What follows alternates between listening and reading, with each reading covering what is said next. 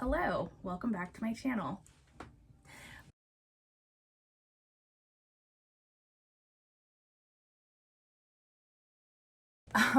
Today's candle of the day is a candle from I call it Cost Plus. Apparently the rest of the world calls it World Market these days, but it's Cost Plus World Market.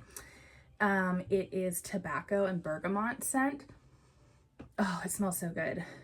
It says bergamot and zest and sweet musk. I would say it smells like sweet musk. I recently found out about, well, I should say found out about World Market. I have one right by my house, and I hadn't gone for a long time until a friend of mine said that they have a bunch of sugar-free Toriani syrup there, and I like to put that in my coffee, and they literally have every flavor. They have pumpkin pie, which is what I was getting a lot. They have lavender. They have sugar-free coconut, which goes into this drink I like to make. I put sugar-free coconut, bubble water. I got the idea from The Secret Lives of Mormon Wives. I got sick one weekend and I wasn't reading, and so I just binge watched that entire TV show. They had good drink ideas. Anyway, okay, that's not what today's video is about. Today's video, we are going to be talking about October statistics, so how much I read for the month, kind of breaking it down by physical versus audiobook, etc. And then I'll be talking about my top 3 and bottom 3 books for the month. And oh, by the way, I rearranged my room. It's a home office and where I read and where I do my makeup. I'm not sure what I think about the background because these are my computer monitors, but this is where I'm filming today. So up on the screen right here, I will put a recording that goes over what I'm talking about right now. But basically my summary for the month of October, I read 22 books in total. So 3,838 pages and then 126.7 hours worth of audiobooks. And I do just want to note that I do listen to audiobooks on 2 times the normal speed is what I start each book at. I will listen faster sometimes, like if I've already gotten into the book and I really enjoy it and I'm not doing anything else and I'm just sitting there listening, I'll bump it up to 2.25 or sometimes 2.5. If I'm doing immersion reading, I will listen to it on 3 times because I read physically faster than I hear, I guess. By the way, I tried immersion reading for the first time, I think it was either last month or the month before, and I really liked it. So I highly recommend that if you're somebody who has a hard time focusing. It really helped, and it helped me probably get into books that I wouldn't normally have been into. And also I have a small child, and I think immersion reading is great for kids who are learning to read because they can basically have somebody read to them at their speed. Okay, so according to Storygraph, I read mostly fast and medium-paced books this month, so all but one were considered fast-paced or medium-paced, and there was one that was slow. For page length, physical books, 75% were between 300 and 500 pages, 13%, so one of them was over 500 pages, and that was one of my 5 stars this month, and then one of them was under 300 pages. Yeah, under 300 pages, and that was a novella. That was the 6 Scorched Roses, the novella in the Crowns of Nyaxia series. So this month, I'm not going to talk about these books too much because they didn't make my top or bottom favorites, but I read The Serpent and the Wings of Night, and then I read the 6 Scorched Roses, and I did enjoy both of them. I think I gave them both 4 stars, or maybe I did Serpent Wings of Night 3.75, but they were good, but they definitely did not live up to the hype for me. I expected to go in like absolutely loving these books because I've heard so many good things about Carissa Broadbent, and it just it missed the mark for me a little bit. I found her writing to be quite dense, and there wasn't enough, I wasn't drawn to the characters as much. Like, for example, When the Moon Hatched is a very densely written book, as is one of my 5-star reads this month, was a densely written book, but because I felt like an emotional attachment to the characters early on, that helped me like the book more, I guess. So I will read Ashes in the Star-Cursed King, and I'll read the new book when it comes out, but I'll have different expectations for those books going in. So as far as audiobook length, 79%, which was 11 books, were between 8 and 16 hours, and 21%, so 3 books, were less than 8 hours. So it varies. Almost all of my books were in the romance or thriller genre, and the way that Storygraph does it is if any book has a like a touch of romance in it. It's not just considering a book that's classified as romance. Like Storygraph will, in the bar, it'll say romance and it'll include like fantasy romance in there as well. 64% of the books I listened to were audiobooks, so that's 14 books. 23% were digital books, so ebooks, and that was a total of 5 books for this month. And then 14%, which is a total of 3, which were actually almost all my 5-star reads were 3, were physical books. And then also I just wanted to add that Storygraph creates this really pretty visual graphic. So at the end of every month they have a new button that you click, and it's generate monthly stats summary, and it's this really pretty nicely put together graphic. It has all the highlights. It includes like pages read, hours read, your top rated books of the month. So yeah, just another plug for Storygraph over Goodreads. I used to use Goodreads all the time, but Goodreads just, it doesn't do like half the stuff that Storygraph does. So I wish more people use Storygraph, and I am on there as Kindles and Candles. So now we're going to get into the books. So since I read 22 books, and I tend to read like at least 20 books a month, which next year I'm like, okay, you need to slow down your reading. This is insane. I'm going to, and even like as of now, I'm like, I need to start DNFing books that I don't really like. I tend to, if I'm listening to an audiobook, I am more likely to finish a book that I didn't like as an audiobook, and I need to just stop doing that. Like if I realize, hey, I don't really like this book, even 50% in, just stop. But in any event, because I read so many books, I am not going to do an in-depth review of each book for the monthly summary. But what I do is the top 3 books of the month and the bottom 3 books of the month. And I think I'm going to start with the bottom 3 and then go to the top 3 so we can end on a positive note. And disclaimer for the bottom 3 books, if you liked these books, that's fantastic. Reading is very personal to everybody. Not everybody likes every single book, and that's okay. And I hope that by me, I'm not trying to shame these authors or these books. It's more so, okay, I didn't like this, but maybe you hear something I say and you think, maybe I'll like that book. So just throwing that out there. It's fine if you liked these books. There's plenty of books that I like that people are like, what is that? Like, that was terrible, and that's fine. Although I do want to do a video where I react, because like my toxic trait, one of them, is if I love a book, I will go to Goodreads or Storygraph. Okay, caveat, I do still go to Goodreads and look at reviews because more people review books on Goodreads than Storygraph. So I'll read reviews on Goodreads occasionally, but I still primarily use Storygraph for, not primarily, I only use Storygraph for tracking all of my books. Anyway, so I will go and read 1-star reviews of 5-star books that I love and then get really mad. Not like really mad, but you know what I mean? Like, like be like, what is wrong with you? So I think that could be entertaining of a video to do. In any event, these are my bottom 3 books of the month. And by the way, I actually had a really good reading this month. My average rating for books was like a 3.56, which is quite high for me.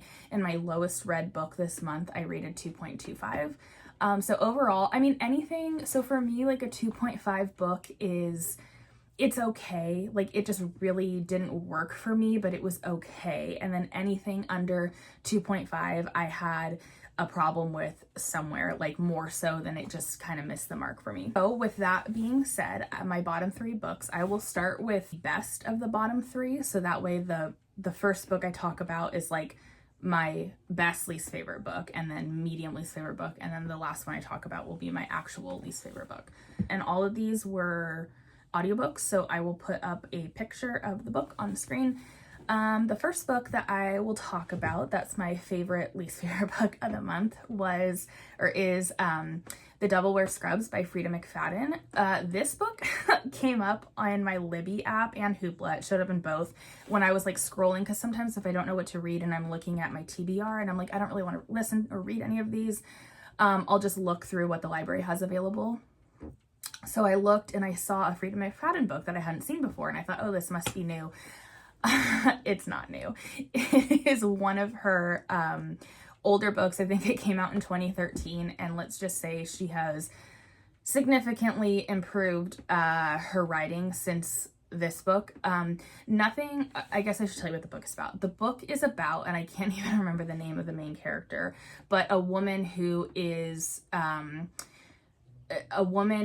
just graduated medical school, or is in the middle of medical school. She's doing her residency and she's working in this hospital, and so we kind of follow her around in her day-to-day job. She has a horrible boss who is just super unfair to her. Of course, there's this like hot doctor that she's, you know, ooh, who's that?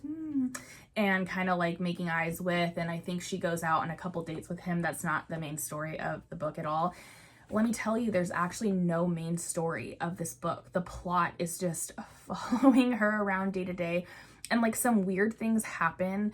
Like, for example, there was like a time discrepancy. Like, she thought something took a super long or a super short period of time, but it ended up taking like a super long period of time. And I thought, oh, like maybe there's like something paranormal. I'm reading too much fantasy. I was like, maybe there's something paranormal going on, and there's like, she's in like an alternate world. Yeah, that's way above the level of Frida McFadden. And usually if you've read or listened to Frida McFadden before, like she has, even if the book can be kind of dull, like usually at the end there will be something like, ooh, I didn't see that coming. And I remember listening to this book and I was actually rearranging this room, and all of a sudden we were at the epilogue and I was like, wait, what? There was no twist. It was kind of just like the end happened. So anyway, I gave that book 2.5 stars. It was entertaining to listen to because I was like, ooh, what's gonna happen? But as it turns out, nothing happened. So it was a little disappointing for me. But I will still continue to read and listen to Frida McFadden. I actually still need to listen to like her most popular book, which is The Housemaid's Secret, I think. I don't have that book. I actually own the book physically, but I wanted to do an audiobook or immersion read, and my library doesn't have that book, even though they have all of the other books she's written. But in any event, I'll still listen to her, and when she has a new book come out, like she had The Boyfriend come out, I think I listened to that one this month and gave it 3.5 stars. It was pretty good, pretty entertaining. I liked it. Okay, so I'm talking a lot, so I like Diet Coke. I love Diet Coke. When I stopped drinking alcohol, I really ramped up my Diet Coke drinking, but now that I have my new like drink concoction that I make, which I will put a picture of it up here because I put together the ingredients and it's delicious. LaCroix, which I just call bubble water. I don't really care the brand. I buy whatever's on sale at Target, but this one, it's limoncello or limoncello. I don't know how to say it, but it's the limoncello bubble water. I do 2 of the bubble water. Bubbly makes this a similar one. It's like lemon sorbet. So anything that's like a lemony, but like a creamy lemon, not like a tangy lemon flavor. Anyway, that 2 cans of that, I do a splash of a sugar-free Toriani syrup, the coconut flavor, and then I do like, if 1 splash of the syrup, I do like 3 splashes of sugar-free lemonade, and it's so good. It's so crisp. It's so refreshing. I love it. I just need a little caffeine or pick-me-up right now, so that's why I'm having the Diet Coke. But since I started mixing drinks like that, I drink significantly less Diet Coke, and I'm sure everyone's like, oh, Diet Coke's bad for you. Yeah, you know what? That's fantastic, but I need something, and this is what I'm choosing. So thank you. Moving on. Our next 2 books that I'm going to talk about will be the last books I read from each of these authors. I've read several books by them, and they've just fell flat. The second book, my least favorite book of the month, is The Family Experiment by John Marrs. I gave this book 2.5 stars. There was nothing inherently wrong with it. I just like literally didn't care. I should have had the last John Marrs book I read be my last book. That one was called, what was it called? I'll put a photo of it on the screen because I can't remember what it's called. I can like visualize the cover in my head, but I cannot think of it. And I'm sure when I find the cover, I'm going to be like, oh yeah. Anyway, I hated that book. The ending of that book was one of the worst things I've ever read in my life. I was like, this is trash. Okay, from a mental health perspective, this is really bad. So yeah, I hated it. And I think I have a bias towards John Marrs now. But another book I read by him, the one, I think, about the DNA matching, I really liked that book. And so I'm like, okay, well, this book, it was the, I guess to tell you the title of the book. It's called The Family Experiment by John Mars. And this book is in the same world as that book. I think it takes place after. And so this book, audiobook, also had a full cast, which I tend to really like audiobooks that have a full cast. So I was more inclined to give it a try. And yeah, it just didn't work for me. And you'll see when I talk about the next book too, the reality TV type setting, or the setting in which people are like competing against each other. I don't tend to like those books so much. I don't know why, they just don't really work for me. But this book takes place kind of in like a dystopian world. People are having problems getting, I don't know if they're having problems getting pregnant, but they're having problems, I don't know if women are having problems getting pregnant, because let's be real, they are the ones carrying the baby. But it's more like an expense thing. Like, it's becoming very expensive to have a family. And so this book has virtual children, where you can have a virtual child. I don't know if you heard the door slam, but that's my real life child. You can have virtual children, and it's also very expensive. So this company comes up with this idea that, oh, you will have this subscription service for you, so you can pay us and we'll provide you with a virtual child. And in order to kick off this, which is just so freaking weird, but anyway, in order to kick off this, the book's called The Good Samaritan. Okay, anyway, the other John Mars book. In order to kick off this subscription service that they're offering, they are creating this like reality TV show where 10 couples come onto the show. They get a virtual child, they raise it from infancy to 18 years old, and I think like it must be 9 months. So 9 months, and then at the end, and then because it's a reality TV show, like people can vote and comment on who they think the best couple is to raise the child, or raise their own child, and then that couple, I think, will either get to keep the child, the virtual child, or get their own child or something. But it's some sort of contest, and then of course like people in the contest are like cutthroat with each other, and it just missed the mark. Maybe somebody else likes it. If you like that reality TV competition setting, you might like this. If you like John Mars's other books, you might like this. I liked the one, but this one just missed it for me. Okay, so now my least favorite book of this set of books, and it's weird because I gave The Family Experiment 2.5 stars, and the next book I'm going to talk about I gave 2.25, and I don't know why I gave it 2.25 versus 2.5. I think I just really didn't like it. It was quite boring for me. And this is another book. It's called One Perfect Couple by Ruth Ware, and this will also be the last book I read by this author. I've read like 2 or 3 other Ruth Ware books, and I heard good things about this one, and I said, okay, well, if I don't like this one and this one seems to be genuinely liked, then it's just this author doesn't do it for me, and that's fine. There's lots of people who don't like Sarah J. Maas, and I have like a shrine to Sarah J. Maas. So this is another reality TV type setting. We follow our main character. Her name's Layla, I think, and she has a boyfriend named Nico, and Nico's a little bit strapped for cash. And so they're having, money troubles, and he's like, hey, let's go on this TV show. It's called, I think the TV show is probably called One Perfect Couple, and we'll see, if we win the show, we win money. And it's basically, the reality TV show is set up such that all these couples are put together, and you do stuff to like test the strength of your relationship, and whoever has the strongest relationship at the end comes out the winner. And I'm not sure, I think it's not interactive, so I think they film it and then the episodes go live. I don't think there's any interaction with the audience watching, but maybe there is. Obviously I didn't care enough. Like, this is just freaking boring. Oh, and then like a storm happens and somebody dies in the storm, and then they lose all communication with the crew, and then people in the cast start dying one by one. So it's kind of like this whodunit, who's the murderer amongst us. And that's another setting in books that just doesn't work for me. Like, it doesn't get me. I'm finding that like I need a perfect balance of plot and character development. If it's all plot, like these whodunit things tend to be, like you don't really get a lot of in-depth character analysis. I just don't relate to that. And then also books that are like all character study and no plot also doesn't work for me. So I need like a fine line between the two. So those were my bottom 3 books for the month. If you like them, that's fantastic. I didn't, and that's okay. Now we get to go to my favorite books of the month, and I think I had a book on here that's going to be one of my all-time favorite books of the year. Like, I love the book so much. So I will do this in the reverse order. So the first book I'll talk about was my least favorite of the three, and then the next one will be like my middle favorite, and then the other one will be my favorite of the month. Hello, we're back. If the lighting looks different, which I'm sure it does because it is now dark, it's because I had to go run out to feed my horses. Okay, these are all 5-star reads for me. We do have an honorable mention. Honorable mention this month, it wasn't quite a 5-star, didn't quite make the top 3 of my favorites, but it was a super good book and really enjoyed it. It just had a little bit of a pacing issue for me personally in the middle.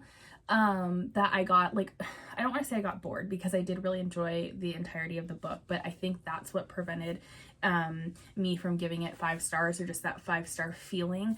The ending was definitely a 5-star feeling. I'm like conflicted on the end because I'm just gonna say the end did absolutely surprise me, as others have said. I'm not sure that I like how surprised I was. But in any event, the book is Metal Slinger by Rachel Schneider, I think. It is available on Kindle Unlimited, so if you have a KU subscription, I highly recommend checking that out. It's a really good book. It's a fantasy romance. It does have some familiar tropes, but none of those tropes are used as a gotcha at the end. You know, it is shocking. But yeah, there are some familiar tropes, but they're just kind of interwoven into the story and part of the plot. None of the familiarity is shocking. There was one thing that I was like, oh, I bet it's this, like, because I knew that the ending was going to be shocking, and so I was like, oh, I bet it's this, and I was correct, but that wasn't the big thing. So I guess what I'm trying to say is that there's twists and turns throughout the book, and it just makes it really good, really fun read. Oh yeah, honorable mention, I think I gave it 4.75 stars. I want to give it 5 stars, but I can't give a book 5 stars just because I'm like, oh, I think it should be 5 stars. For me, like, a 5-star book is a feeling, and if I get that feeling, the book is 5 stars. So sorry, that's probably not helpful, but okay. So my top 3 books of the month, here we go. Finally, these were all physical reads for me except this book. I have to look down, I have to see how to pronounce it. Anathema. I was calling it anathema, so it's been in my head for a long time as anathema, but right before I filmed this portion of the video, I was like, go listen on Google. Like, you can Google a word and it'll tell you how to pronounce it. And so it's called Anathema by Carrie Lake. I did start this book as an ebook and then I really liked it, so I decided to buy it from Amazon, but it's also on Kindle Unlimited. Here it is. It's very thick, so I'm going to put it down and not hold it up, but that's a lot of book. It's a lot of pages, and I enjoyed all of them.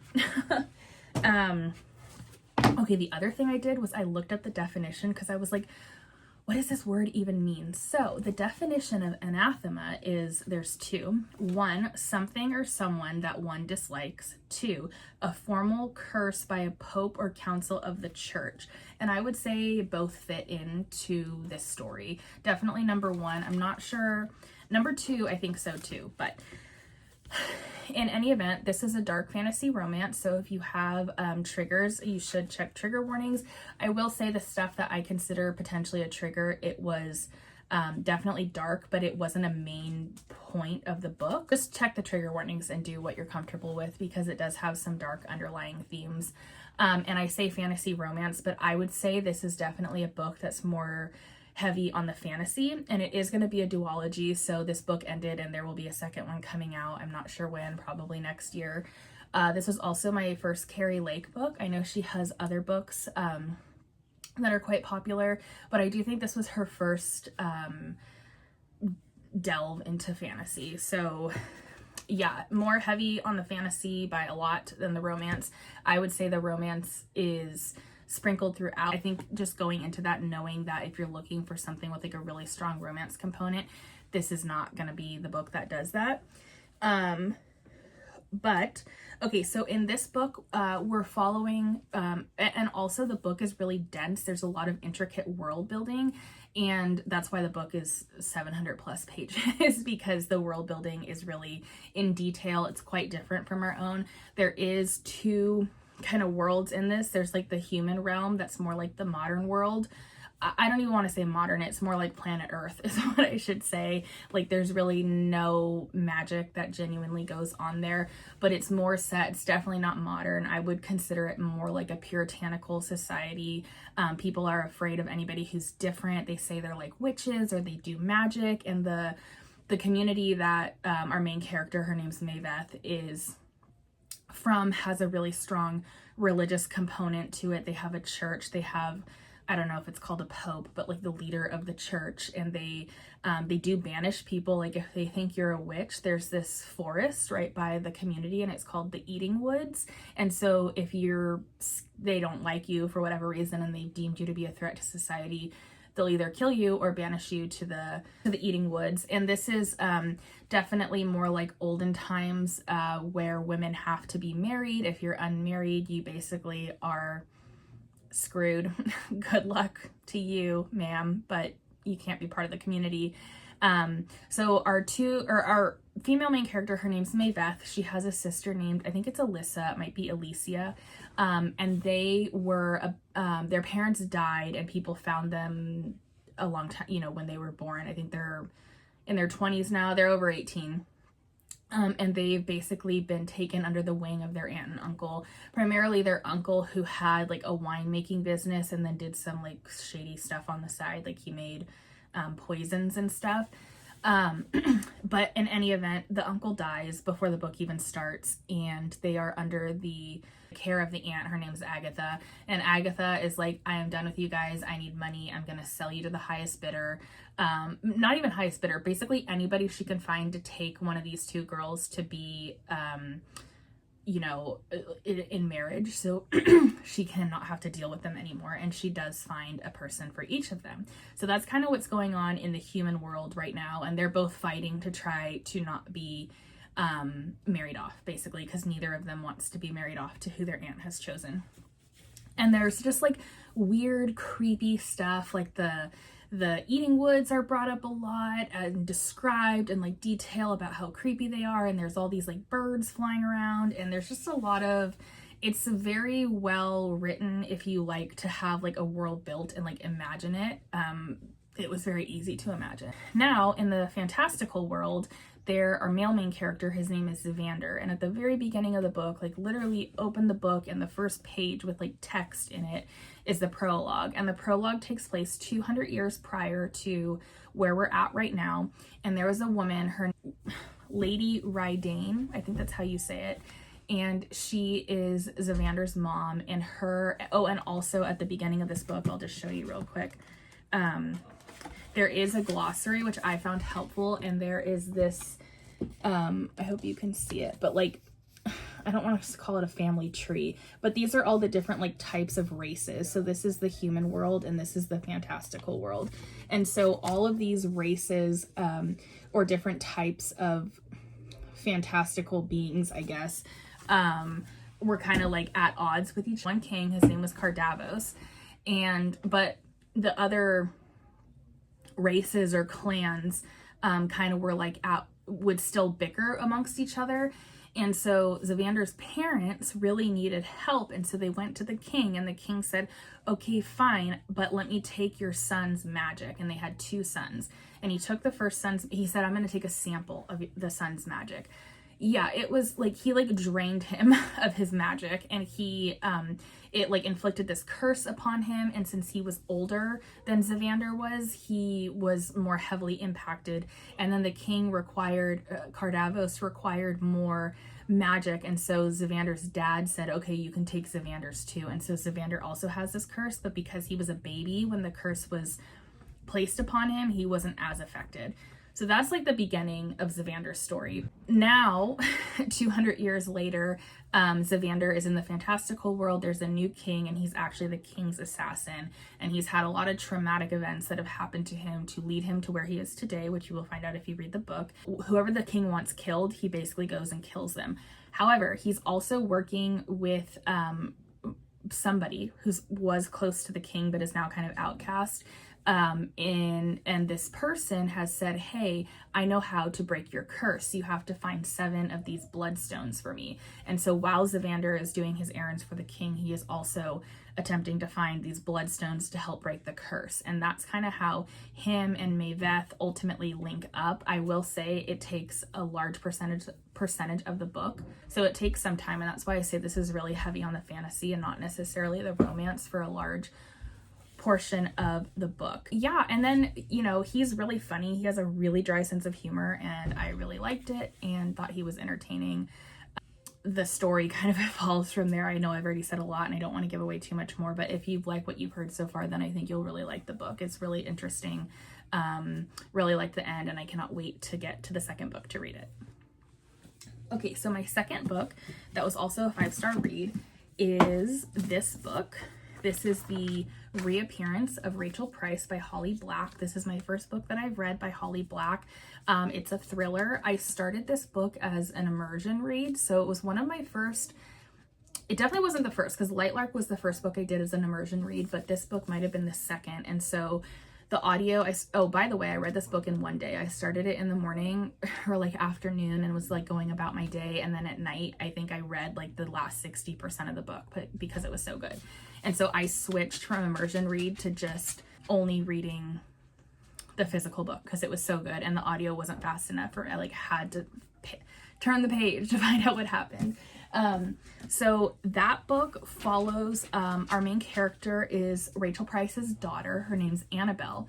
And so when Annabelle is a baby, I believe she's like 2 years old, she's quite young, and her mom goes missing, like just disappears. The last known footage of them was taken in the mall.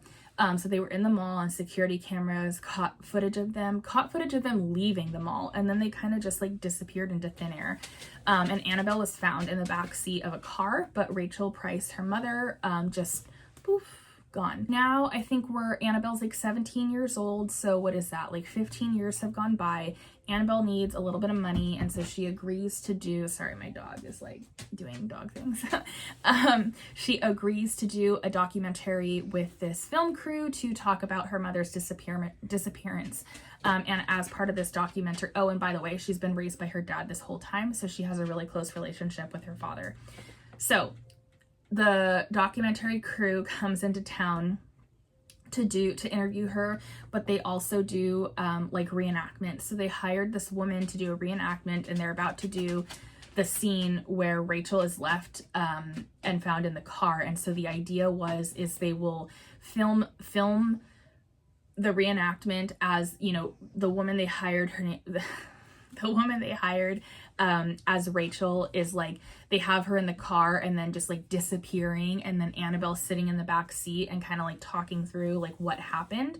And that triggers like intense flashbacks for Annabelle, who, by the way, she goes by Belle now, that's her name, which I'll explain why or if you read the book, you'll see why that's kind of a big deal.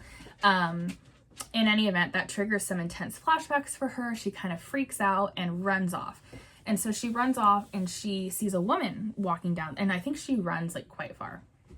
And she sees a woman walking down the road, and she's like, oh, that looks like the woman they got to play my mom. Like, she's wearing a red sweater, and I think it was black jeans, or maybe it was a pink sweater, but a sweater and jeans. And she sees this woman, and the woman gets closer and she realizes that it's her mom. So her mom just reappears. If this was a fantasy book, I'd think there's some sort of paranormal going on, or, you know, I don't know, something non-realistic going on. But no, this is quite realistic. The mother reappears. She's like, I've been kidnapped. He just let me, or I don't even think, she says I've been kidnapped and I managed to escape. And so she's back, and she tries to integrate into the life of Belle and her father. Her father's name is Charlie, and that was Rachel's husband. I believe they were high school sweethearts, or they got married, and she got pregnant quite young. And then weird stuff starts happening. Like, stuff just doesn't add up. And at first Belle is like, like, am I just being too paranoid? Am I being too hard on her? Like, something just doesn't feel right. She's like questioning. She's like, doesn't feel like she has a relationship with her. She feels like she just wants to have a relationship with her father. And this whole time, Rachel's just kind of acting like, yeah, I'm here, deal with it. Hey, can I have your credit card? I need a phone. Can I have this? I need to go to the store. So it's the story of what happened to Rachel, and I don't want to say too much more, but it's it's a page turner. This book I could not put down. Like, seriously, it is my it's either going to be my first or second favorite thriller of the year. The other book I really liked was called Good Girls Don't Die. Loved that book. So one of these is going to almost 100% be my favorite thriller of the year. And then by Holly Black, I do want to read. I know she has that Good Girl's Guide to Murder trilogy. So that's really high up on my TBR, at least starting the first book before the year ends.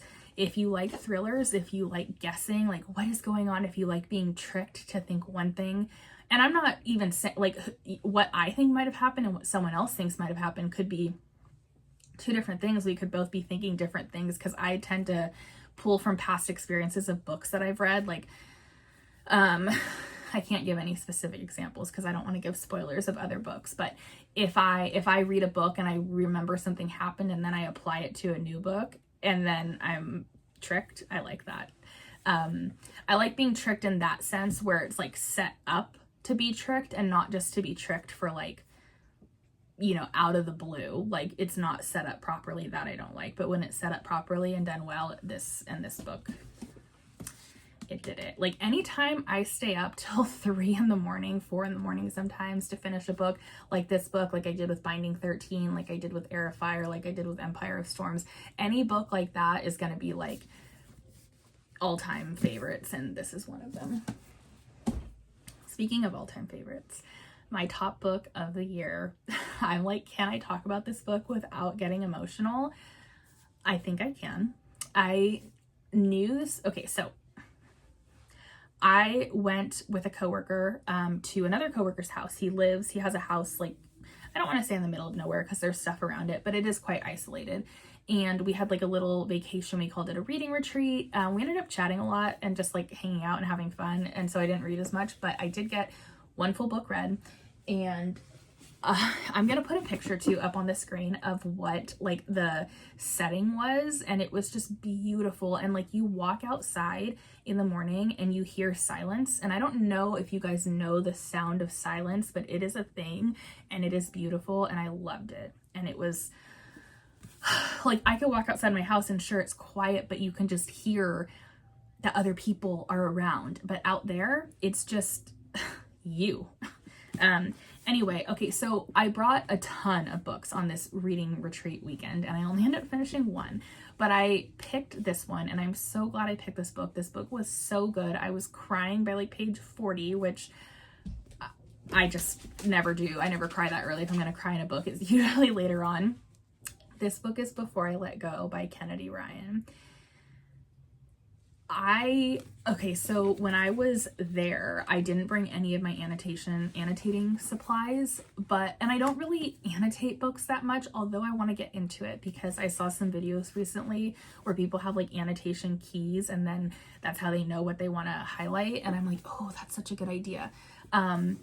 So anyway, I do have annotating stuff. I've never been a big annotator. I tend to just highlight what I like, but I want to go back and reread this book and annotate it because it was that good. There were so many quotes in here that just hit so freaking hard. Anyway, this book is amazing. It is, I don't even know what it's, actually I do, because, so it's classified as women's fiction. I have this book on my romance TBR. I have a TBR spreadsheet, I think I've talked about it, where I have like tabs for different genres, but in any event, I had this classified as romance.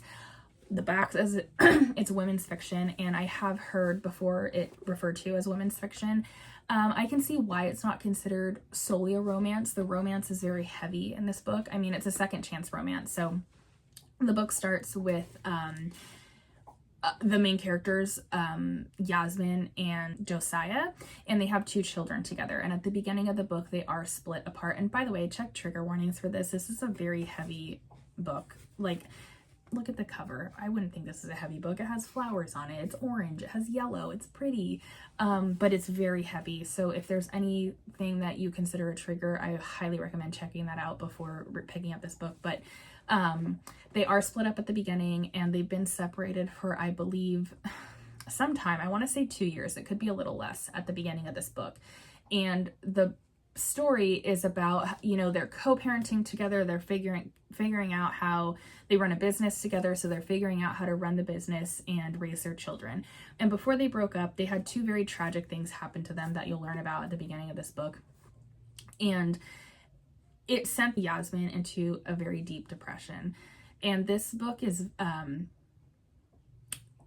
very heavy on the mental health aspect, and I really appreciated how it explored depression and how the impact it can have on you, and you can just lose yourself. And to me, this book is about refinding yourself after something really tragic happened. Either that's what caused your depression, or you have clinical depression or anxiety or any mental health condition that affects you to function as a human on a day-to-day basis. So it is a story about, I don't want to say too much because I don't want to spoil the ending. If, you know, do they end up together? Do they not end up together? But the story is more than just do they end up together or do they not end up together. It explores how to re-find yourself after dealing with severe depression. It explores how to, if you've just pushed feelings down and didn't cope with any sort of trauma that's happened to you and just tried to smush everything down and move on from life, like it explores how, you know, what you do if you have depression of that variety, or if that's how you deal with things, if you compartmentalize and then all of a sudden everything comes to a head. It talks about therapy in a way that is very accurate, and talks about the stigma people have with therapy. Oh, I don't need that.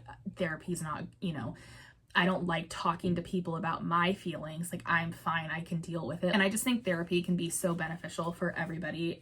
Anyway, so it talks about characters having issues with therapy and how to kind of navigate through those waters. And it's really about self-discovery too. So yeah, this is a really good book. This book hit me so freaking hard. I could not believe it. I was with my coworker and I'm like, I'm sorry, I'm crying right now. Just ignore me. I'm fine. I'm just reading something. But there's a couple quotes in here that like really resonated with me, and I found a couple, so I'll just read them so you can see the type of writing. And this is the first book so far in a trilogy. I forget what it's called. It's called like Skyland, Sunland, something or other. It's the community in which they live in, but this is a standalone. Like the ending, this book ends, and then the next book I bought immediately after finishing this is called This Could Be Us. So it follows another main character in this story, and then the third book is coming out because this book has like a trio of 3 girlfriends that you meet in this book, and so the next one is about one of them, and then there's one that comes out in, I want to say it was February of next year, but it could be later, but it's next year for sure. And it has like a really pretty purple cover. So here's just some quotes so you can kind of like see what this book kind of is about. But this said, and I highlighted this and said, wow. Okay, and I highlighted this on page 46, and I like rarely find stuff that early in the book.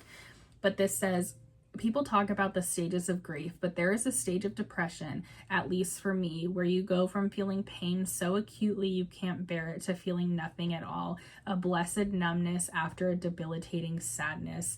I couldn't feel a thing, but I embraced it because at least I wasn't feeling pain. If you've ever had like severe depression, you'll understand like why that hits so hard. Yeah, that one really hit me. And then another quote that I really liked, that it's from the female's point of view, and she said, she's talking about when she first started therapy, and she said, when I first started with Dr. Abrams, I couldn't envision waking up excited or making it through the day without crying at least once. That kind of depression is blunter than sadness, sharper than misery. It is the impenetrable dark of midnight deepened with the blackest strokes of blue, a bruise on your spirit that seems like it will never fade, until one day it finally does. And so I really liked that too. I just feel like how the author described depression in this book was so accurate. So well done, so thoughtful. Yeah, I love this book. I really loved Binding 13, like the whole Boys of Toman series. When I read Binding 13, I was like, oh my god, I love this so much. And I was like, that's gonna be my favorite book of the year. And it still probably will be, but this book, I love it. I loved this book so much, and I highly encourage anybody to read it, provided you're okay with the content. So that is it for this video. My dinner's finished cooking. I made chili and cornbread. So the chili's been kind of cooking all day. The cornbread, the timer just went off, so this was perfect timing. Thank you for watching, and I will see you in a next video. Bye.